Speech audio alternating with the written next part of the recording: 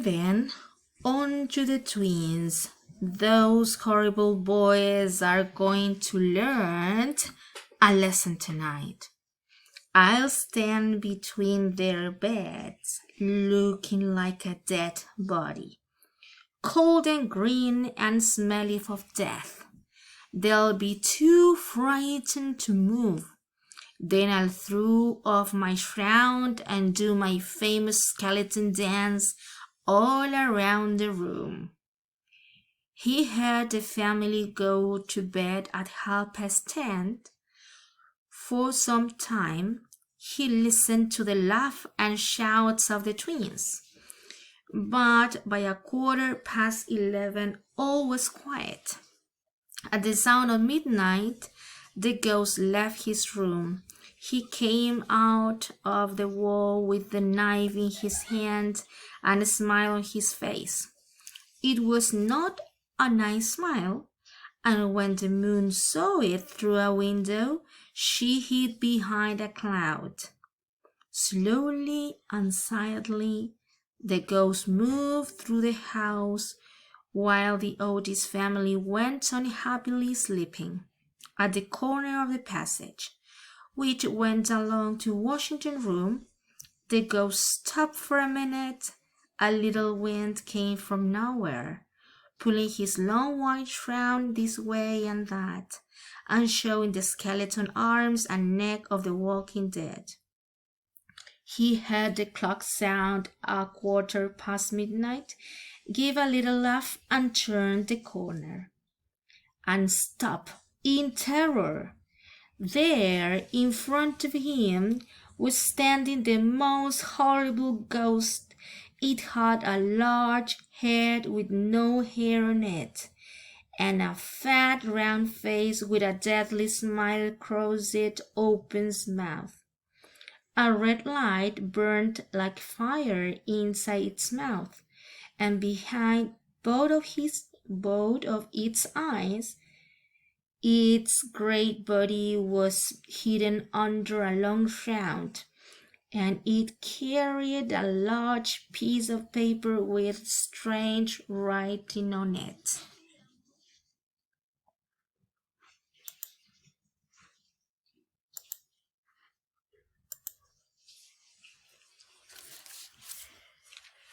The Canterville Ghost didn't wait to read it. He was too frightened. When you see your first ghost, you don't stop to talk. You turn and run. So the Canterville Ghost turned and ran. His long shroud got caught around his feet and he nearly fell over. But he ran as fast as he could, away from the horrible thing that was watching him with fire in its eyes. He turned the corner, dropped his knife into one of Hiram Otis's shoes, which were outside his bedroom door. Mr. Otis found it there next morning and ran on to his room. He threw himself onto his bed and hid his head under his pillow. It was some time before he began to feel better. Then he told himself that he was a Canterville, and that Cantervilles were fighters to the end. When it gets light, he thought, I'll go and speak to his other ghost. Perhaps we can be friends. After all, two ghosts are better than one. And if the two of us work together, perhaps we can frighten those terrible twins at last. Very early the next morning, while the family was still sleeping, he went back to the passage. The other ghost was still there, but now there was something wrong with it. There was no fire in its eyes, and it was resting against the wall like a sick man. The Canterville Ghost moved forward quickly and put his arms round the other ghost, and its head fell off. Then the body fell to the floor, and the Canterville Ghost saw that he was holding a white bed sheet, and there was a brush and a turnip with holes in it laying at his feet.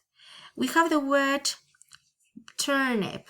Turnip is un nabo, is a vegetable. Okay, es como una planta. Yes. What's happened? He thought. Where has the ghost gone? Then he saw the piece of paper on the front of the sheet, and there, in the gray morning light, he read these terrible words. The Otis ghost, the only true and real ghost, all others are false. At once he understood everything. It was a trick. Another horrible trick. He stood there, too angry to move and try to think of a plan to finish these terrible Americans once and for all. But he couldn't think of any plan. So after a while, he went to find a quiet dark place to lay down in. All right. So we finish to read chapter number 3. Right. In this part, you have to do the first activity, very simple, related to chapter number 3. In this part, you have to complete the questions. There you have 6 question words or WH questions, and you have to put in the correct question, right? This is very simple. You have to do in your copybook, right? Right. Let's talk about grammar. And we are going to focus on grammar, right? Here we have some parts of the book, and pay attention because I'm going to ask some questions. Well, she said to the ghost, I brought you some of Dr. Doble's special stomach medicine. Right? Can you identify which tense is it? What's happened? He thought. Where has the ghost gone? Could you identify the grammar tense? The underlined words? Sí, un tiempo específico. Could you remember what is it? Some clues. Please check. The verb I brought has gone. What tense is it? Yes, as you can see there is present perfect. We studied this present perfect in 2nd grade, right? Sí, el presente perfecto. There we have and has and past participle. Do you remember what is past participle? 3rd column of the verb. Yes. Okay. We have to remember a little bit about the uses. This piece of information we studied in 2nd grade, and now we have to remember a little bit, right? Here we have the different uses, the most relevant uses, right? First, an action that happened in the past. For example, John's car is dirty. He washes the car, and he has washed the car. Él ha lavado the car. Yes, a past action. Second use, an action that has just finished.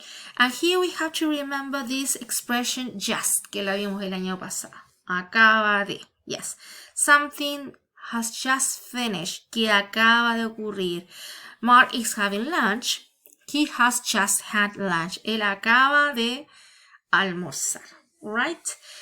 For an action that started in the past and hasn't finished, algo que comenzó en the past y todavía se mantiene en el tiempo.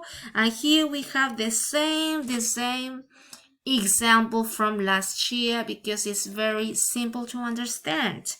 The example is, we suppose we bought a house in 2000, ¿no es cierto? Compramos la casa en 2000. We still live in the neighborhood. Vivimos todavía en la casa, ya estamos en el 2020. Tenemos la casa. And we have lived here for 15 years. Hemos vivido aquí for 15 years. Por 15 años. And here we have the time expression since and for that you probably remember these. I'm sure of that, right? We have lived here since 2000. There you can say the two options to say the same information. Hemos vivido aquí por 15 años o hemos vivido aquí desde el 2000. Right? Remember, for is period of time. Y since is a moment in the past. ¿No es cierto? Un momento en el pasado. Y el for para un period. For 20 years. For 3 hours, for 2 minutes, right? It's una duración, un period of time, ¿ya? Since a moment, a point in the past, since last semester, since 2000, okay? The last use is for experiences, something you have done, algo que tú has hecho, una experiencia. For example, he has flown a plane, but he has never tried bungee jumping. Question, have you ever traveled by plane? Do you remember anything about the expression ever and never? Sí, yo sé que se acuerda. ¿Alguna vez? Nunca. Have you ever traveled? ¿Has alguna vez viajado by plane? He has flown a plane, but he has never tried bungee jumping. Él ha volado en avión, pero nunca ha estado o probado el salto en bungee. Alright? Do you remember these relevant uses? Sí, creo que se acuerdan porque el año pasado lo vimos. And now we have to remember a little bit. Right? Yeah, some exercise you are going to copy and do in your copybook. Very simple. Write full sentences. You have words and you have to order in present perfect usando los past participle. Acuérdese. Tercera column of the verb. All right. He lost his passport. He's lost his passport. Remember, have, he has. Have, I, you, we, they, has, he, she, it. Yo no noté eso porque quiero ver que tú te acuerdes de esta información from previous year en segundo. Ya, remember, has, he, she, it, más un past participle y have for the rest of them. Ok, ahí tenemos. He's lost his passport. Él ha perdido su passport. In this part, you have past participle verbs that you have to remember. Another activity, very simple, use since and for. Period of time for is since un point in the past. Okay, copy those exercises and do in your copybook. Very simple. Write questions and answer them. Here you have different words. You have to create sentences. No, question, actually. Question en present perfect. Y ahí tienes que cambiar el orden, ¿no es cierto? Partes con have or has. Y el verbo en past participle. Siga el ejemplo. And then you have to answer yes or no. Okay? Alright. The last part, exit ticket. Okay, complete with 3 things you learned. 2 doubts, opinions. Okay, lo mismo de todas las clases. Okay, dear students, if you have any question, please write to me using your emails, right?